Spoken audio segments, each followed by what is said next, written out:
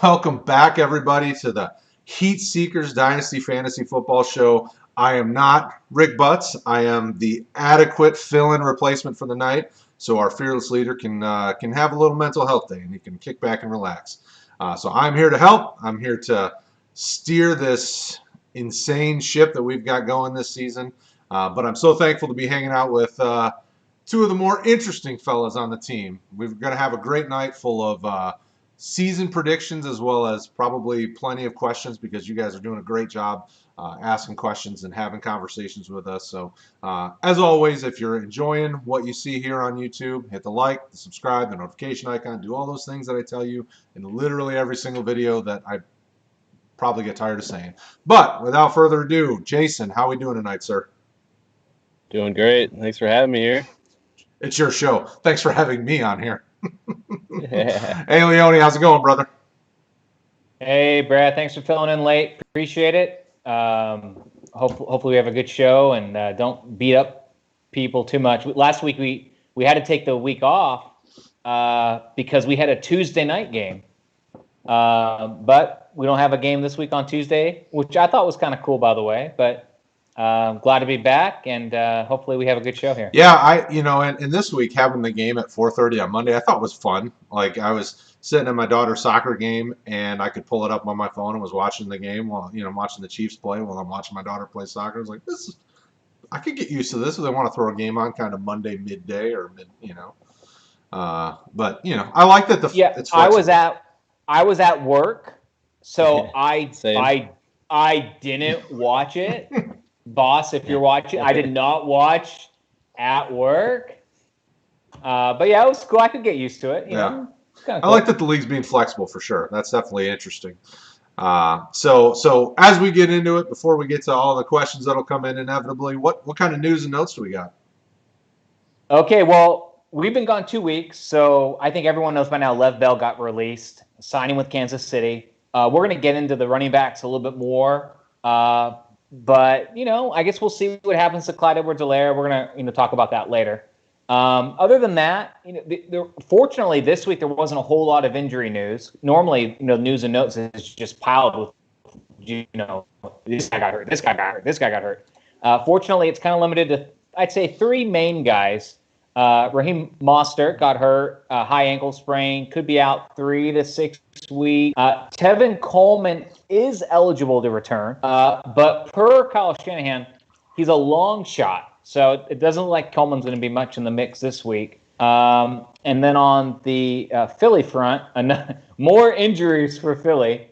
Zach Ertz, high ankle sprain, could also miss 3 to 6 weeks. It's kind of that injury is really hard to know for sure. And then Miles Sanders likely out week 7 with a knee issue. So I guess we figure Boston Scott is kind of who we're targeting. I guess in Dynasty, he's probably already rostered. On the San Francisco side, maybe Jeff Wilson got dropped. JaMychal Hasty, I know it's been kind of, floated around a little bit. I don't know, Brad, if you have any hopes for any of these guys, these backup running backs that I've kind of floated out there. What do you think about any of these guys? Well, Wilson, when he filled in, he did fine. I think Hasty is one that I like. I would like to see long-term get a little more action. It seems like in the limited opportunities, he looks better than I expected. For me, it's almost getting to the point where I'm like, ugh.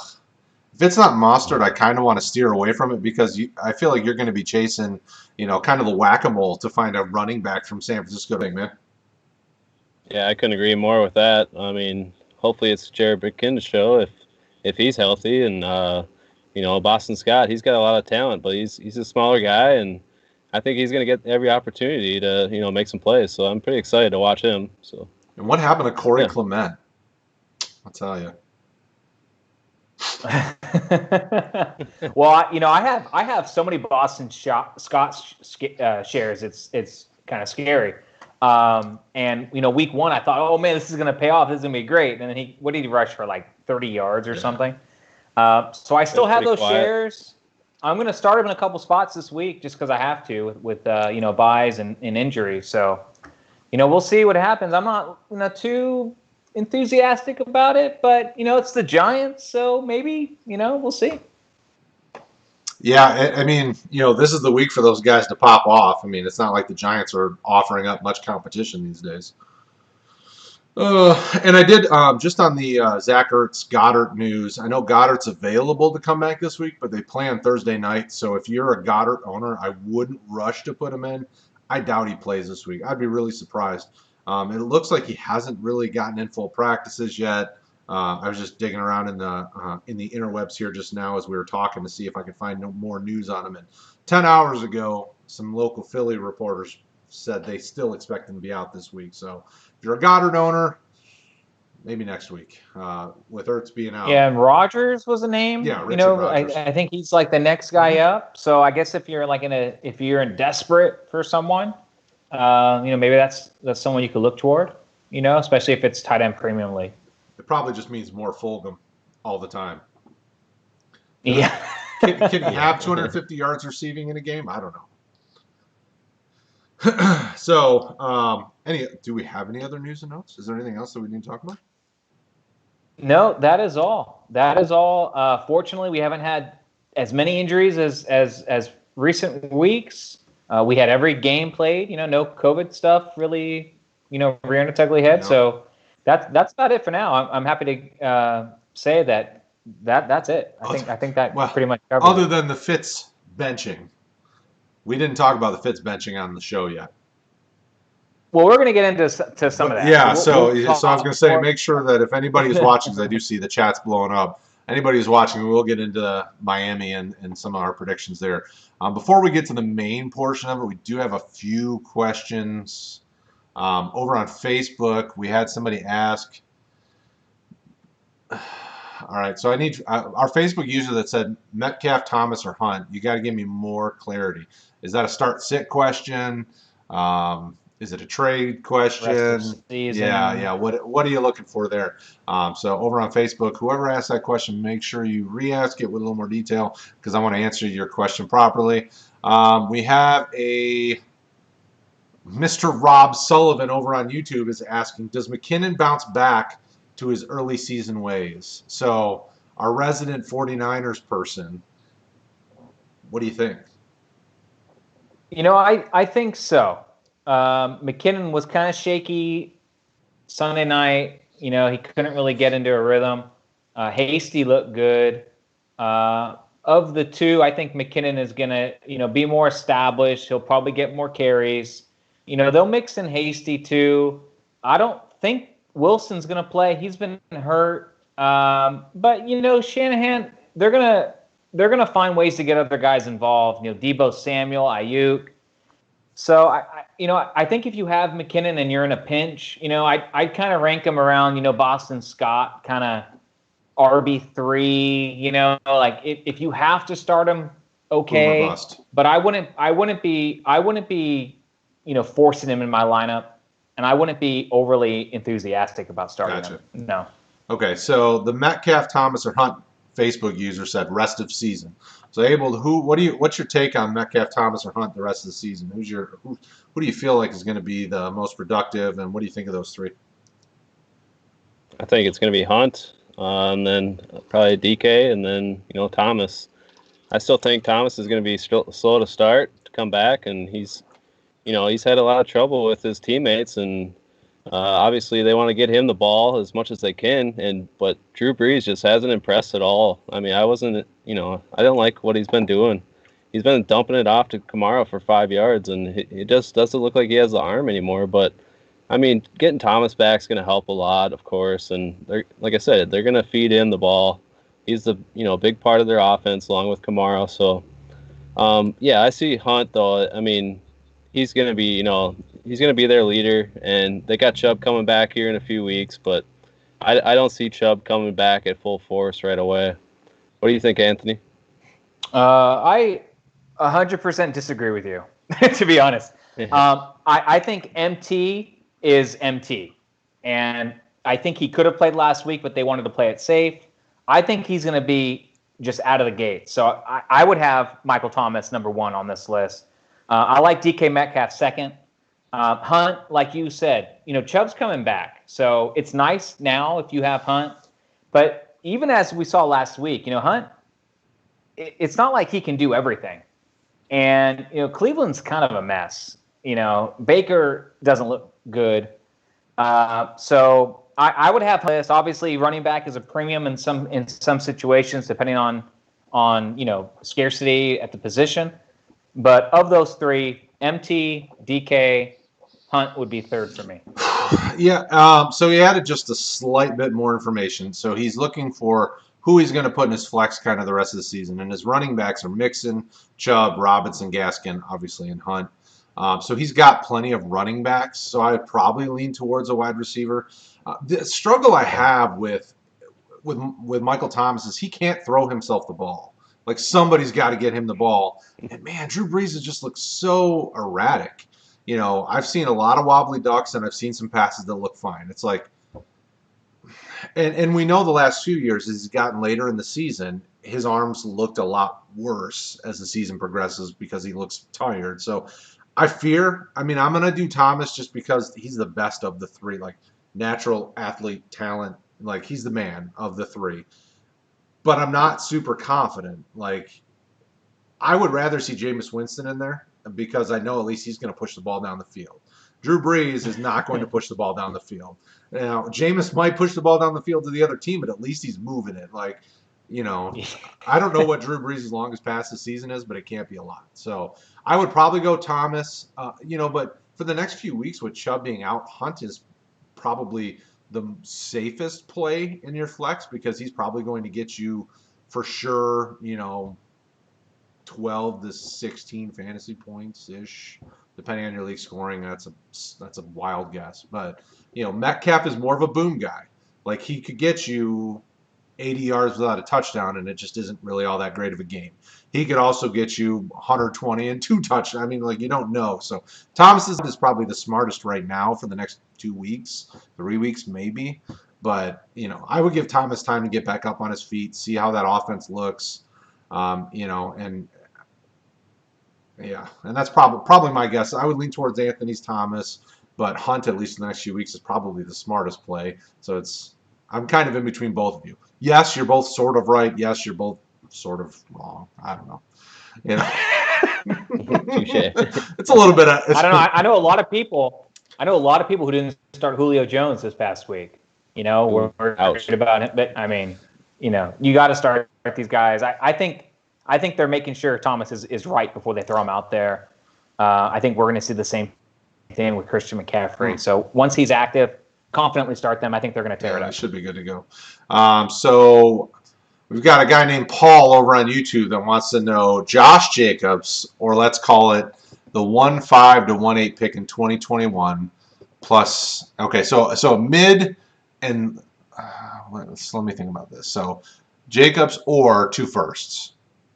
One is a mid first and one is a late first. So Josh Jacobs or 2 firsts. Jason. Depends on your running back depth. I mean, I wouldn't really sell Jacobs myself. I'm an owner of Jacobs, and I don't think I want to give him up for anything. I think he's still growing as a player and improving in the passing game. And I think the Oakland Raiders are going to ride this kid, and he's going to be very productive and have a good career. So I would hold on to Jacobs and wait till later on down the road, and maybe you can get something more for him. But for a couple picks, I don't think I'm moving him. Anthony. Yeah, I agree. I mean, I wouldn't move Jacobs for 2 firsts. You'd be lucky if one of those firsts turned into someone half as good as Jacobs. So no, I'd keep Jacobs for that price. There you go. Yeah, I'd probably agree. I mean, obviously, there's no context to the team or where you're at in your rebuild. But typically, if you got Josh Jacobs, it's probably one of the first few picks in that draft. So you probably are a little bit further along in your rebuild. So I'd hold on to the player. Mr. Sullivan over on YouTube, Hakeem Butler, is he going to get a shot? I mean, he was active. He didn't see the field at all. So I think that kind of tells you something. Even with, Goddard and Ertz not playing well and he went out, he still didn't see the field. So I'm not too enthusiastic about him, but I mean, I drafted him pretty early, along with everyone else a few years ago, and he hasn't done a single thing. He hasn't even seen the field yet. So, I mean, I'm pretty down on him, but I'm not going to drop the kid. I want to see what he can do. Yeah. What do you think, Anthony? I mean, I've added him. So many people have dropped him. I've added him virtually everywhere. I mean, I don't think he's going to do much. If he will, though, aren't they converting him to tight end? I mean, this is his opportunity now with maybe a 2 tight end set. I don't know how far along the process he's on from being a wide receiver to a tight end, and if that's even going to be a thing. But I guess we'll see on Thursday. I wouldn't start him in any situation. I mean, there's no way he's going to line up in a 3-point stance. There's no way they line him up. Well, yeah, he's maybe like a slot. Yeah, he's got. I mean, at some point he's going to have to get action just because who's healthy. I mean, what are they trotting out there? I mean, it's like they don't have Jeffrey back, Jack's back. I mean, they're down still guys. I mean, JJ can't be trusted because he doesn't like to catch the football. I mean, at some point you got to give Butler a shot. At least he was a wide receiver at some point in his career, so he at least caught the ball at some point. So I don't know. I mean, I would, if you have the roster space, why not? It's a dart throw. See what happens. Their tight end depth their depth chart is so deep. It's like I can't imagine him getting a shot in Philly, at least a legit shot. I mean, Goddard's better than Ertz, and Ertz is better than Butler. So he's easily their tight end 3, but Richard Rodgers is a guy that people like, and I'm not one of them, but somebody likes him, and I mean, so what's he, tight end 4 on their roster? I don't know. I mean, yeah, the roster space, why not? But he's the best wide receiver / tight end on their team, though. Well, when you're the only, that makes you the best. All right, so Wilson Hensley over on YouTube asked, Dynasty question. Thoughts on Ty Johnson taking over the Jets' backfield? His size and speed stands out to be more valuable than P. Ryan, and he's a Gators fan. I actually like Michael P. Ryan. I think he gets an opportunity. He's not the same as his brother Samaje. I think he's a better all-around running back. Now, he's not Ty Johnson could be explosive, and he's more explosive than P. Ryan, but Ty Johnson's kind of bounced around the league and not really been great. And I know because Detroit drafted him, so I got to see him up close and personal. I wasn't impressed. Jason, what do you think about the Jets' backfield? Yeah, I think they're just going to cycle guys through the rest of the year. There's not going to be really a definitive back, but yeah, if there is one, it's probably P. Ryan for sure, just because of the draft capital and they want to see what he can do. But I foresee them bringing in another back or drafting somebody early, so I'm not too ecstatic about what's going on over there. I mean, I think the lead back is going to be Frank Gore. To be honest with you guys, you know, he averaged 4 yards a carry last game, like he always does.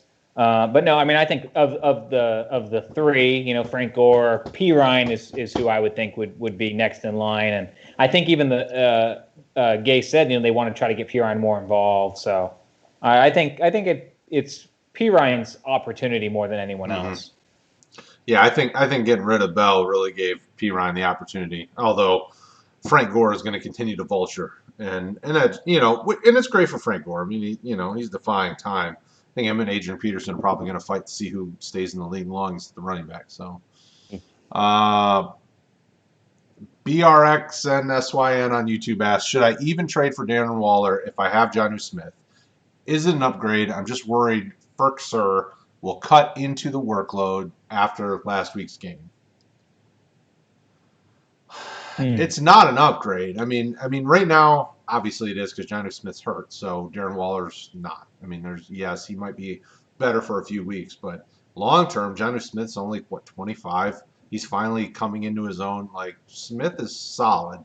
Waller is good, but I would take Smith long term, unless you're not paying a premium price for Waller. But I would love having both on my team, though. I mean, I would love having Waller for now, Jono for now and the future.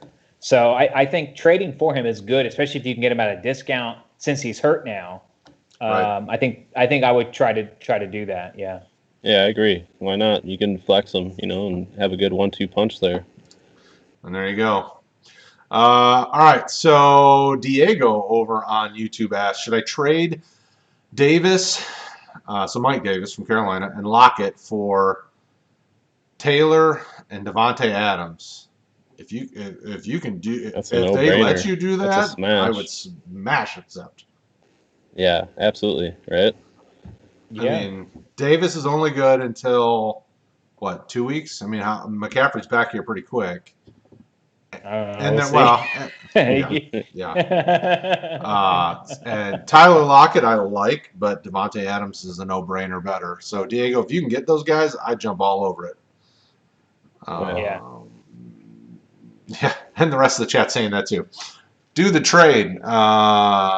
Smash accept. All right, so okay, so there we go. So those are the questions we're at for now. Thank you guys. Continue to post them. We will answer them accordingly. But yeah, let's get to some predictions. We're shaking up that crystal ball and shining up. We got a few guys we want to talk about. So let's just start down the list. We hit quarterbacks. We do running backs, wide receiver, tight end. We're going to talk a little bit about all of them. Anthony, I'll let you steer the conversation. Which quarterback do you want to talk about first? Well, let's go with what they were blasting us in the chat for on the news and notes about Fitz magic. The magic is gone. Tua is named the starting quarterback going forward. Now they're going into a bye, gives them an extra week to prepare. Kind of makes sense. I know the team was kind of rolling right now. They won a couple of good games, beat my Niners, just beat up on the Jets. But I think it's a good spot. I mean, let's be honest. The Dolphins aren't going to compete for a championship this year. They are not going to, hoist up the Lombardi trophy, right? So get into it, see how he does, give him some of those reps. And, he was in the game just a little bit, looked good. They want to see more of him. I say go for it. So I think it's the right move personally.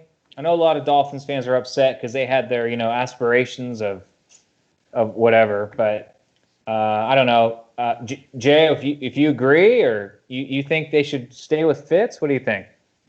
I mean, I like Fitz and what he was doing, but I mean, he turned the ball over 7 times, 7 interceptions, and I mean, Miami's sitting at 3-3 right now, and they got the bye week, so I mean, it makes sense. This is where I projected, Fitz to get benched.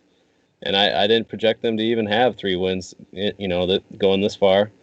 And I mean, this is great chance for you to actively pursue Tua and go get him. If you can trade for him right now, do it. And while the price is going to be kind of high, but I think it's going to get even higher. And Miami has 2 21 first round and second round picks to build around Tua, which is going to help a ton for next year. So that could be your quarterback of the future. And my prediction is Tua is going to lead Miami to the playoffs for the first time since 2016.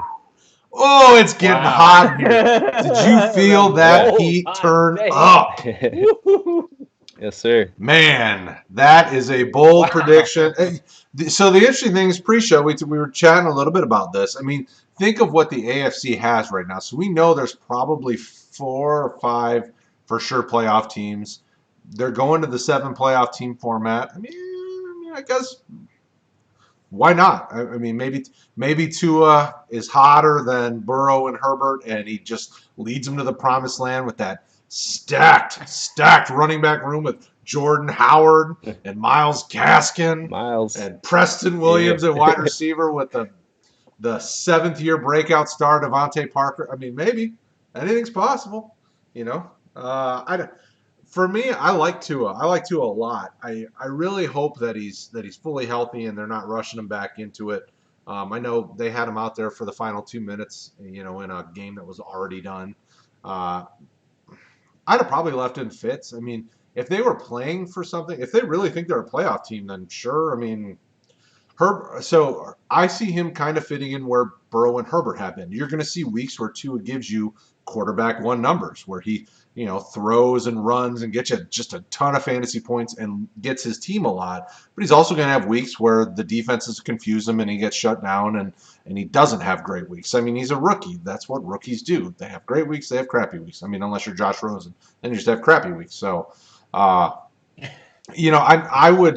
like Tua long term.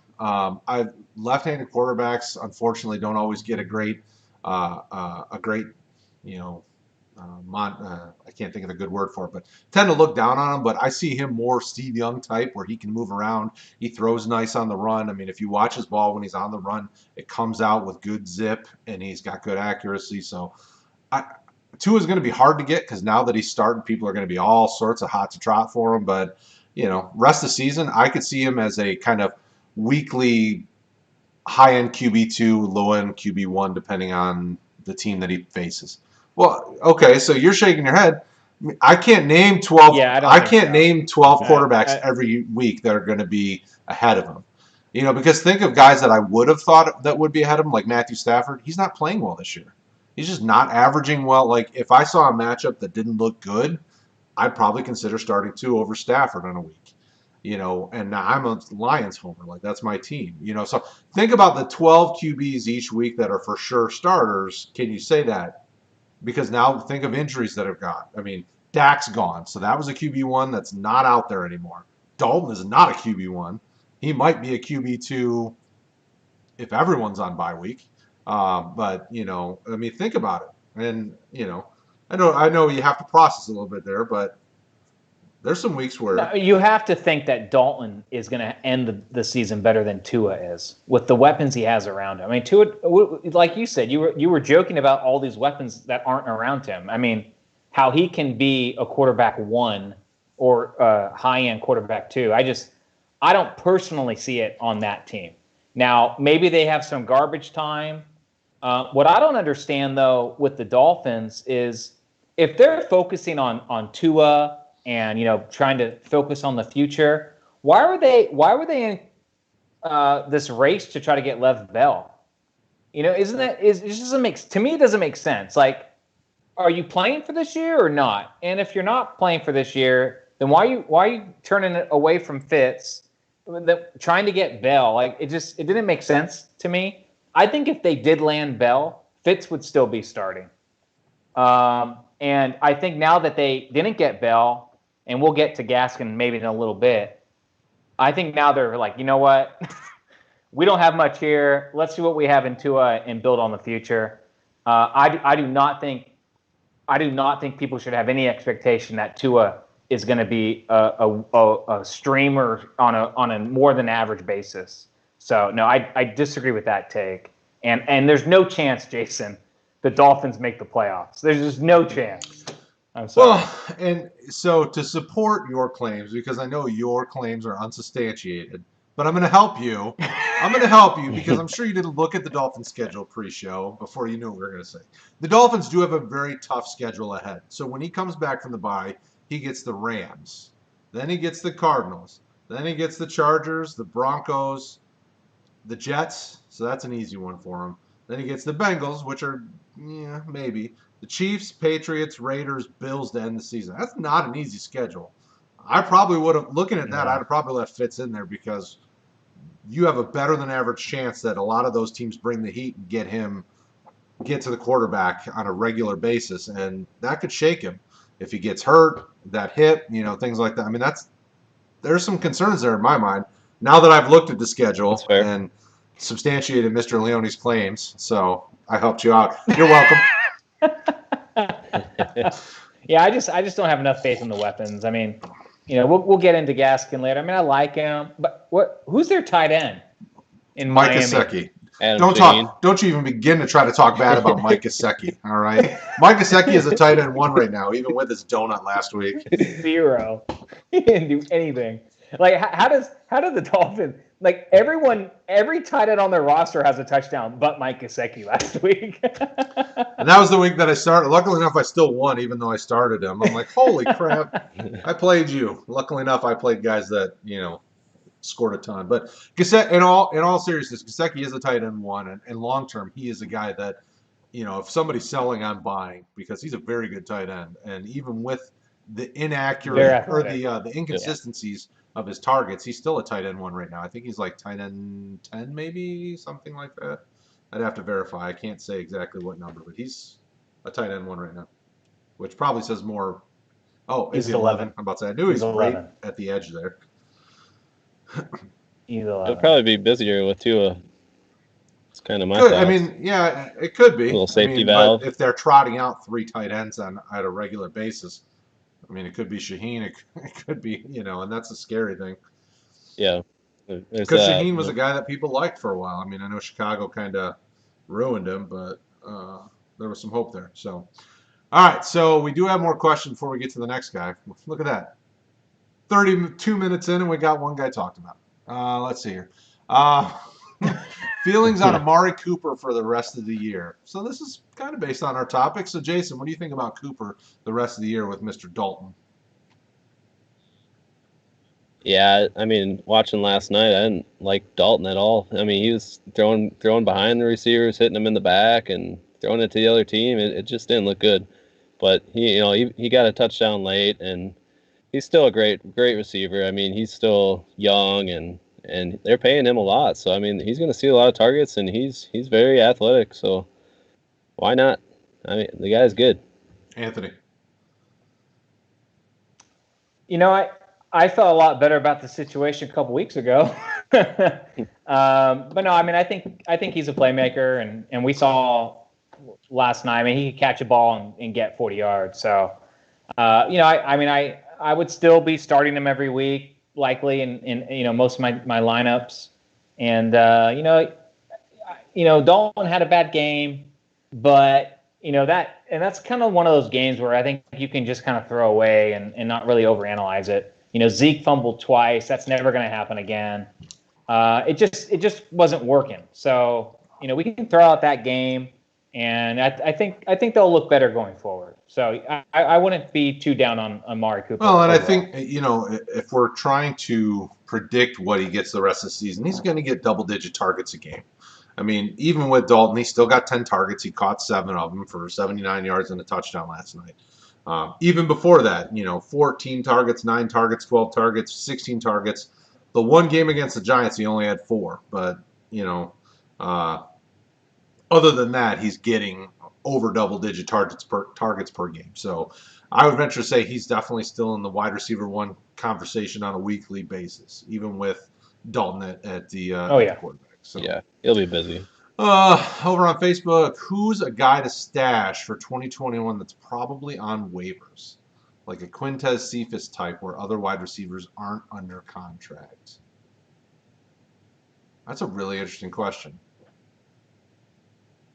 It's a good question. I like Harmon on the Redskins. He's on a bunch of my IRs, like everywhere. I'm pulling up some of my other teams right now to kind of see who I have stashed away. I have a lot of. I was just going to say I have a lot of John Hightower on my taxi squad that I picked up off free agency, seeing as he's gotten some targets, but I didn't like him coming into the league. Jalen Hurd, he's probably out there. He hasn't really done much because he's been hurt the first couple of years. But I tell you what, I mean, maybe this is my Niners bias coming through, but I've heard so many good things about him, and he just has like bad luck, just getting healthy. But he's a guy that I have stashed away on a number of my deep squads on IR. Yeah, he's still mine, Anthony. I'd say Quez Watkins. He's probably still out there. I mean, he's on Philly, and they're cycling through a lot of guys right now, and a lot of guys are hurt, and I think he's going to get opportunity here soon. So maybe his value will shoot up if he does something. Yeah, I mean that's another guy that I picked up. I actually picked up in just before week 4 was Isaiah Wright. He was a undrafted rookie out of Temple. He's on the Redskins roster, and he isn't getting a ton of targets. I mean, he's he got 6, 5, then he had 1, and then 5. So I mean, he's averaging 4 to 6 targets a game. 6'2", 220, kind of a big kid with a decent catch radius. Obviously Washington is in the middle of rebuilding, but he's super young. He's only 23. Darius Shepard from the Packers, Aaron Rodgers keeps talking him up. He really hasn't thrown in the ball very much. He's only thrown like 5 times, but kid that he keeps talking about who's just a second-year pro. These are all guys that you probably could still get on waivers because I picked them up, and in every league when I pick them up, people are like, who is that guy? So, Yeah. And another one is Colin Johnson for the Jaguars. He's he fell to the 5th round, and and the year before they were saying he was projected to be a first-round pick. So I mean, the kid's got talent, but he's still working his way into the league. Yeah. Yeah, my final one, real quick, would be Jordan Wilkins from the Colts. In the Colts. Yeah, I mean, he really would be the handcuff to Jonathan Taylor if he were to go down. Hines, obviously, it comes to mind, but he's more of the pass catching back. And I really do think Jordan Wilkins, if JT went down, his role would be pretty substantial, considering he's on almost every waiver wire right now. So he's a guy to, if you have some space, and especially if you're hurting at running back, you can do worse than Jordan Wilkins in some of these. Yeah, I mean, he's been the backup to Marlon Mack for 2 years, so it's definitely makes sense that he'd be the guy to fill in.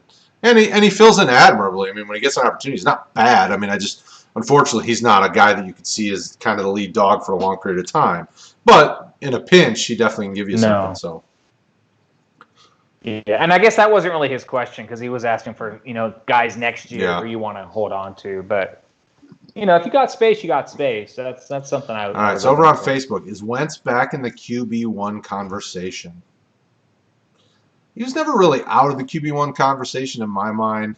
Unfortunately, they're just having a really bad year. I mean, so many receivers hurt. You're having trouble building the continuity, the offensive line. I mean, really, at the end of the year, Philly needs to take a look at their strength and conditioning and figure out what is going on, because it seems like the last 2 years they've just been crushed with injuries. So Wentz is never, in my mind, out of that conversation. But unfortunately, with all those injuries, it's hard to truly trust him each week. So you have to be careful there. But I still like Wentz. I've rostered him.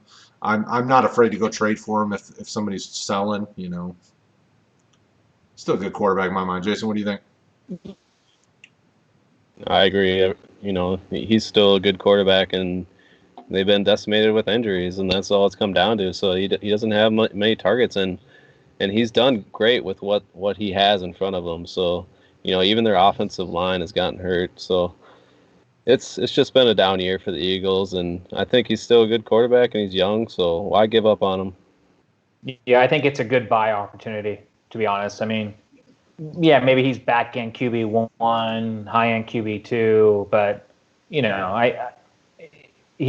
gonna get healthier. He's gonna have more guys to throw to as the season goes on. Mm-hmm. You would guess, and I don't think we should lose faith in Wentz, and I think he's a good buy low target right now. All right, so Harry over on YouTube asks, Claypool or Antonio Gibson for my Week 7 flex. So Gibson is going against. The football team plays the Cowboys, and Claypool plays the Titans. I'd probably go Gibson. Titans are strong. They're such a good team all around. But I don't know, man. No, I'd play Claypool. I mean, he's just been lighting it up. He's been getting carries and catches and touchdowns. I mean, Gibson, they work in McKissick quite a bit. Gibson didn't really get a whole lot of carries this past week in a good spot. So I would go with Claypool myself. But I mean, honestly, you're in a good spot if that's who you have to choose between. There's a lot of worse decisions out there for sure. So I go Claypool though. Jason. Yeah, I like Claypool. He's got the big boom. He's been producing, and I think they're going to keep feeding him the ball. And Gibson hasn't even played half the snaps recently, so that's kind of hard to trust for me. I mean, I want the guy that's on the field. So. Yeah, I mean, the tough thing is, so he's had one strong week, obviously, and then 2 okay weeks. I mean, my concern with Claypool is his targets. So outside of the 1 week against the Eagles, he's only getting 4 targets, and he got lucky the last 2 weeks. He's gotten to rush the ball a little bit. He had 2 carries last week. One of them obviously was a touchdown. I mean, they use him gadgety. So I think because the offense obviously is considerably stronger, he's got more boom potential. But last week he only had 4 targets, caught all 4 for 74 yards. And the touchdown was really his saving grace. Otherwise, he had 2 carries for 7 yards. So without that touchdown, was he sitting around 10, 11? Yeah, but he had a huge catch last game, and he went out like at the 1 yard line. So I don't know. He could have had 2 scores easily in that game. So no, I mean I'd go Claypool for sure. And then conversely, look at Gibson. Last week at the Giants. I mean he had only had 9 carries for 30 yards. 3 yards a carry. His saving grace was catching the ball 4 times for 25 yards. He didn't score. So. Yeah, I like Claypool myself, but Dallas is such a good matchup, so I can see why you're debating this, but I would go Claypool myself. Yeah, keep an eye on Deontay Johnson too. He might come back, so that could chip away at Claypool's opportunities there. Yeah, I struggle with that one. I'm gonna lean Gibson for now, just because the matchup is so juicy. But I can't argue you guys going either way. So. Well, that would be a good question on our start sits, and then we can get all the other guys on there to chime in on that on our start sit. So Trey on YouTube asks, full PPR, DeAndre Swift, Brandon Cooks, or Devin Singletary? I'm guessing this is some sort of start sit type question. Full PPR, DeAndre Swift, Brandon Cooks, or Devin Singletary. So I'm guessing who's the guy you're starting. For me, that's probably going Homer and going DeAndre Swift. Detroit seems to finally realize that he's their best running back. Yeah, I'd go Swift too. So you can take off the Homer flag and not worry about that. Cooks has been doing well as of late too, but give me Swift. So he's so inconsistent though. Man, I mean, he put up a 0 the other week. So he's had 2 good weeks in a row though, but. I agree. I think Swift. I think they're finally going to give him the ball more as they should. All right. So Riptide asks, he traded Miles Sanders, Boston Scott, and Terry McLaurin for Jonathan Taylor and Stephon Diggs. Was that a good trade for him? Miles Sanders, Boston Scott, and Scary Terry for Jonathan Taylor and Stephon Diggs. So he traded Philly's running backs and Terry McLaurin for Jonathan Taylor and Stephon Diggs. I like the Jonathan Taylor side. I think it's a better trade for you, Riptide. Taylor's a beast, and Stephon Diggs is, as we can tell, is still very, very relevant. So, and if you want the handcuff like you had for Sanders, go pick up Jordan Wilkins. There you go. Look at that! Jordan Wilkins is never going to get more talk than he does on this show. So Jordan Wilkins, if you're watching, we got you. Hey guys, Meanmore over on YouTube. Hey guys, would you trade Kenyon Drake and Devonta Freeman for Swift and McLaurin? I'm 5-1 with some playoff value. Yeah, I mean if you can get Swift and McLaurin for those two, absolutely. Yeah. Jason? Yeah. Okay. Yeah, I agree. Yeah. All right. So boom. Okay. So now on to the second guy. Or whoever the second person we plan on talking about is. So in theory, let's just skip quarterback and go down to running back now, and because we really only have about 15-ish minutes left on the show. So let's jump down. Running back, let's rapid fire them. So we had Myles Gaskin, James Robinson, and Clyde Edwards-Helaire. Do we have any other running backs we want to talk about for kind of our rest of season predictions? No. Okay. All right. So, Jason, what do you think about Gaskin, James Robinson, CH for the rest of the year? Go. All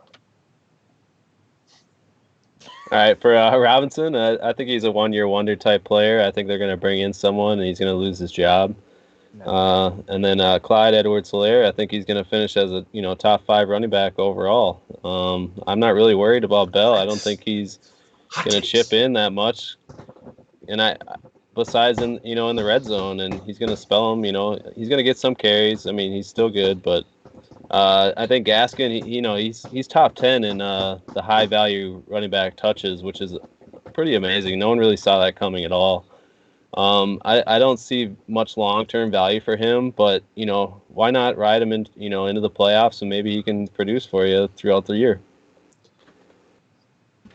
Jason, if we co-owned a team, I would probably want to kill you. We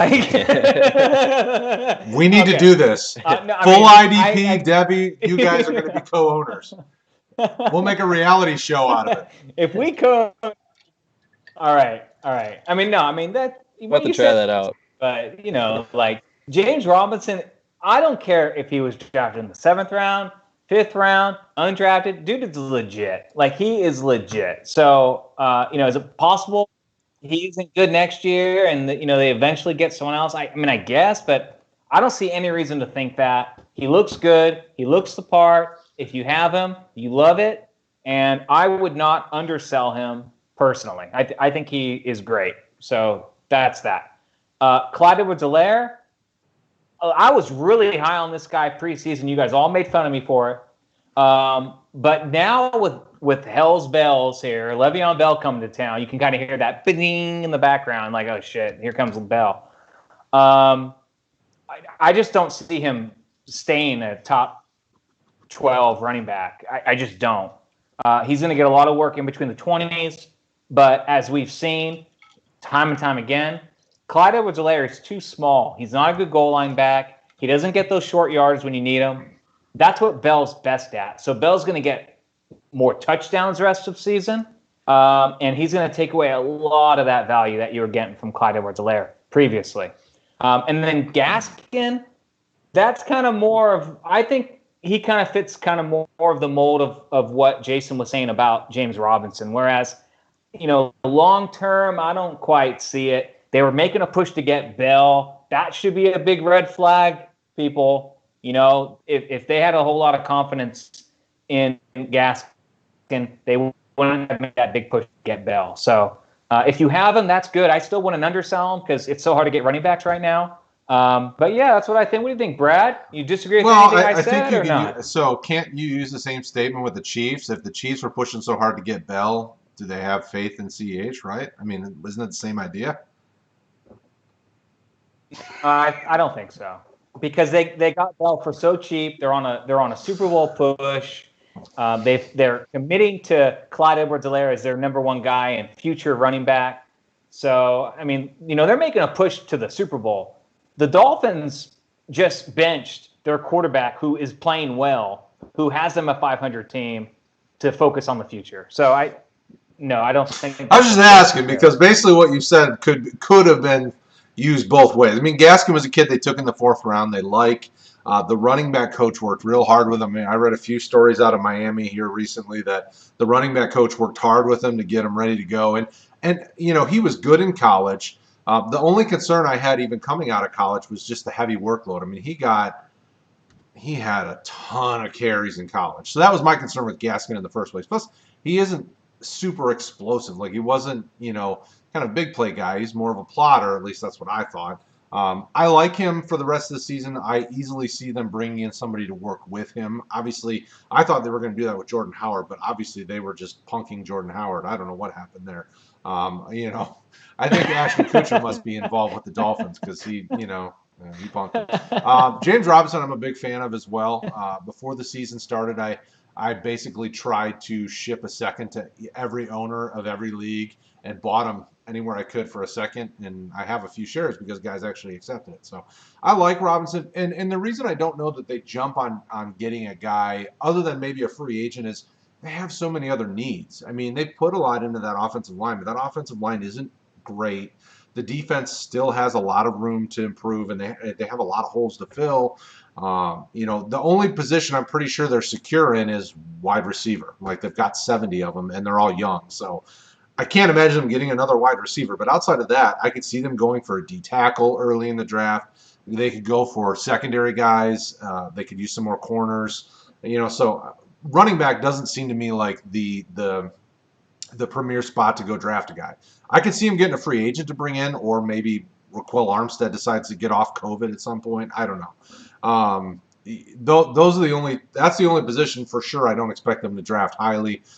Because James Robinson, I mean, look at it. They were willing to let go Leonard Fournette because of what they saw in this kid. And I don't think that, I think that speaks volumes to what they think of him, and he's performed well. I mean, the team as a whole is still trying to grow and develop. So I don't blame him for some of these weaker weeks like against Detroit. Obviously, when you're facing the most dominant defense in 1 week in fantasy football, then, I mean, it is what it is, Detroit shows up for 1 game a year to look stellar, and this was their 1 game a year. Yeah, I would buy Robinson. I'd buy Gaskin. I wouldn't pay a crazy high price for Gaskin. And CJ, I don't really have anything to say about him. I mean, I didn't really care for him going to the draft. He wasn't the guy I was chasing after DeAndre Swift was. But CH is, he's in the perfect spot to be successful. Lev Bell will eat. He's still going to get his work. I see this very similar to a Cleveland situation where both guys can be fantasy relevant. It isn't either or, they both can be. I mean, the way that offense runs, one of them can be relevant passing. One of them can be relevant running, and I wouldn't be, the Lev Bell shares I have, I'm not selling for cheap. I'm interested to see what happens. So, and that's my winded version of my response to all those. Next up, wide receivers. Jason, we've got Robbie Anderson, we've got Justin Jefferson, we got CeeDee Lamb. We already talked a little bit about DK Metcalf, so we really don't have to talk much more about DK Metcalf, but you can if you want to. I don't know how much there is to say. What are your takes on those guys? Kind of what's your prediction for the rest of the season? Do it. Yeah, I mean, Robbie Anderson, he's balling out right now. No one really thought he was going to be because of all the other weapons that they have at wide receiver. I thought Curtis Samuel was going to, break out big time, but he really hasn't shown it. So it's kind of been the Robbie Anderson show, and DJ Moore is starting to produce as well. So, I don't know about him for the long term. I'd try to get, sell Robbie, in my opinion, but that's just my opinion, I guess. A lot of people have different opinions on that. CeeDee Lamb, I mean, the guy is becoming, probably one of the number 1 dynasty wide receivers, and I project him to be that within the next 1 or 2 years here. Maybe, going into next year, he's going to be up there. So people are going to be taking him very, very early. And Justin Jefferson, he's just been balling. He's on pace. He's going to have a better year than Randy Moss. He's projected to have 75 catches, 1,400 yards, and 8 touchdowns. I mean, that's a stellar year for a rookie wide receiver. And, to be, mentioned in the names of Randy Moss, who happened to wear the same color jersey. So then you got DK Metcalf, who Russell Wilson's throwing on the ball. He's, one of the best deep ball throwers, and DK's proven that he can catch the deep ball. And he's also producing big time in the red zone. So, yeah, I mean, I'm projecting Tyler Lockett to have a better second half of the year, but long-term, DK is a beast. What do you think, Anthony? Well, I agree with everything you said, except that I think DK is going to have a better second half of the year compared to Lockett. But check this out. If you want to try to get an easy like $5 out of one of your league mates, tell them, hey, CeeDee Lamb, Justin Jefferson, DK Metcalf, guess which one of these has the most fantasy points so far through this year? I'll give you 2 tries. They're not going to guess Robbie Anderson, who is the correct answer. Number 6 PPR wide receiver so far. I personally can't believe it. A lot of people preseason were saying, Moore and Curtis Samuel, and they didn't really see Bridgewater, throwing it down to Robbie Anderson, but he's everywhere. I mean, he's underneath, he's running across, he's going deep, he's just killing it. So out of all these guys, if you have them, I wouldn't go and buy any. They're just too expensive. But if you have Robbie Anderson, I would hold on to him because you're not going to get return like that. So, if you have him, go for it. Go get that shit, baby. And what do you think? Yeah, I mean, right now, all 4 of these guys are wide receiver 1s. If you look at the wide receiver rankings, I mean, they're all kind of top 15, receivers. It's hard for me to think that they all keep that pace up. I mean, just because of schedule changes to offense, like CeeDee Lamb having a new quarterback, that hurt him this week. He didn't really produce as well as he had been with Dak. So I would think that CeeDee Lamb is the easiest to kind of drop into the wide receiver 2 category this year, unless Andy Dalton can get it together, because He didn't look good. He didn't look good at all. So Robbie Anderson, I would expect to stay kind of where he is. DK, obviously, and Justin Jefferson, I fully expect to kind of stay up there. I think they're all really solid long-term pieces to look at. If I'm in a league where I need to move one of them, Robbie Anderson would be the one I would look to move. Never been a huge Robbie Anderson guy. Maybe it was just because of how his career had gone with the Jets, and it kind of burned me a few times, so I just kind of moved on. If somebody's selling him for a discount, I would buy him, but I'm certainly not going after him. Yeah, I don't think you can get what he's producing. You know what I mean? Like no one's going to give you a first. I mean, I don't think you could get a first for Robbie Anderson. So I would just kind of let it. Yeah, if you can't get a one, and I'm okay with any one. If you can get any first rounder for him, I would take that. But if you can't, he's better suited to stay on your team. All right, so to close out the show, tight ends. We got 2 to talk about, 3 to talk about. I guess we can throw in. Well, we've already talked John Yu, but we can still talk John Yu. I mean, you can predict it as well. Robert Tanyan, who is the surprise star of the Green Bay Packers. Hayden Hurst, who is. He's kind of disappointing. He's a guy. He's still in the tight end 1 category, but who knows for how long. And then Jono Smith, obviously, he's finally developed and starting to ball out, but injuries, we've got the Ferkser movement happening. What do we think about that? So, Jason, what do you think about those 3 tight ends moving forward the rest of the year? Yeah, I mean, Tanyan came back to earth last week. He wasn't very productive, but I still think he's going to be active, and Rodgers going to be looking for him here and there. Yeah, I wouldn't. I don't know. It's kind of hard to rely on the guy. I mean, unless he's going to continue to produce week in, week out. I just think he's just more of a serviceable kind of tight end, fill-in guy. That's just my thoughts on that. And then Hayden Hurst, I'm pretty high on him. He's my tight end 1. I have him everywhere, and yeah, I like Hayden a lot. I think he's I think he's going to improve over the years here, and he's got a lot of potential. And then Jono Smith, he's a stud, and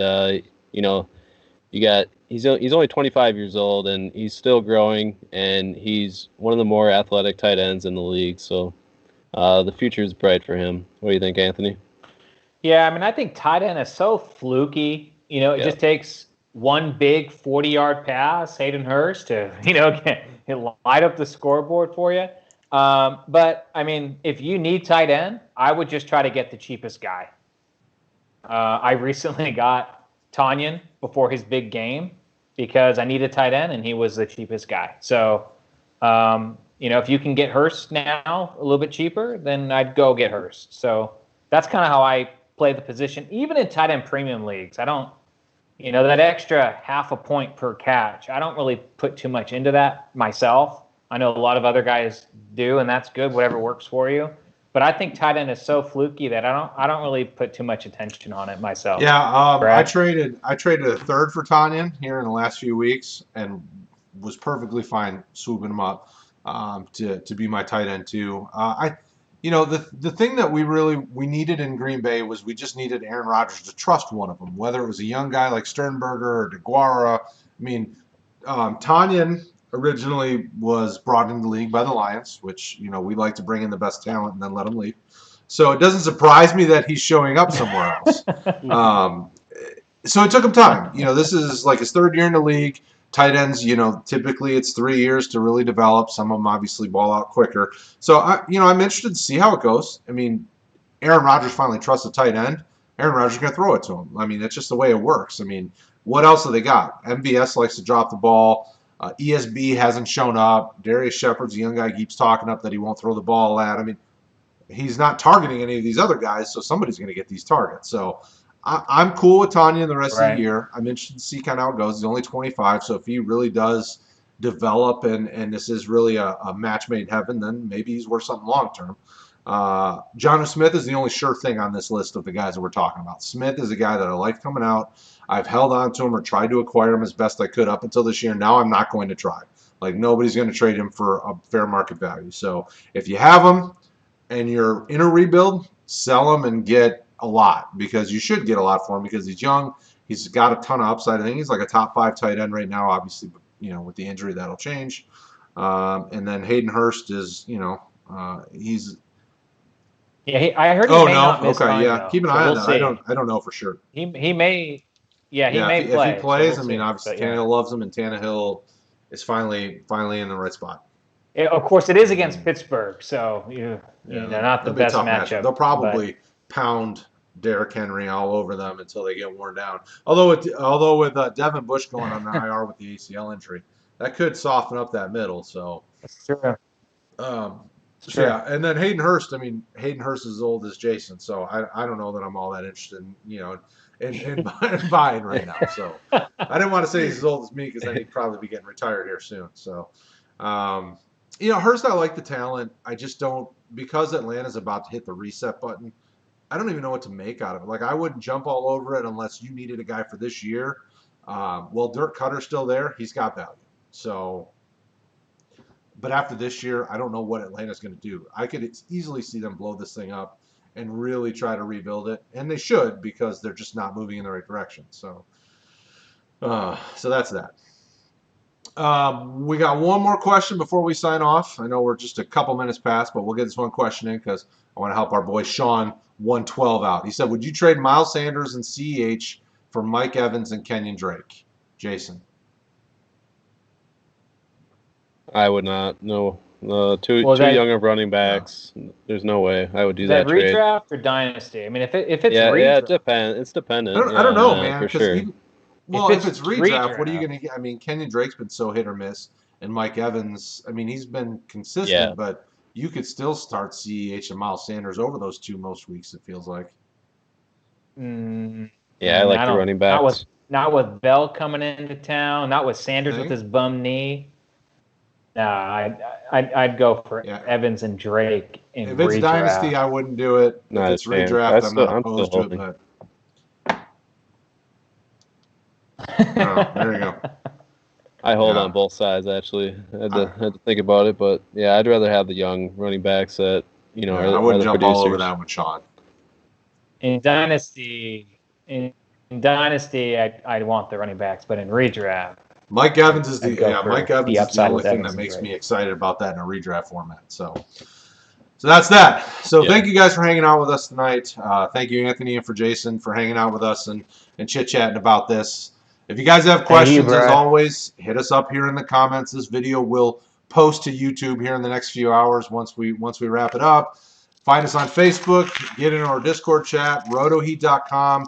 If you want to show a little love in the financial department to help us keep things running, rotoheat.com/Patreon. You can become a patron. You get a special live chat Sunday morning pregame with some of the guys on the team to help you with your last-minute start sits or any other questions you got, as well as all of our rankings and in-depth stuff. As we get to the 2020 rookie class, we have a ton of content that we're working on, draft guides and player breakdowns and video breakdowns and all of the stuff that you can ask for, and it's cheap. $3 a month, and you get everything. You get all of us and more. So for Anthony, Jason, and the rest of the guys, thank you. Tomorrow night we'll be talking redraft specifically, and it's probably going to be more answering questions because you guys rock, and we will answer as many questions as we can. So thank you guys. We love you all, and we'll talk to you tomorrow.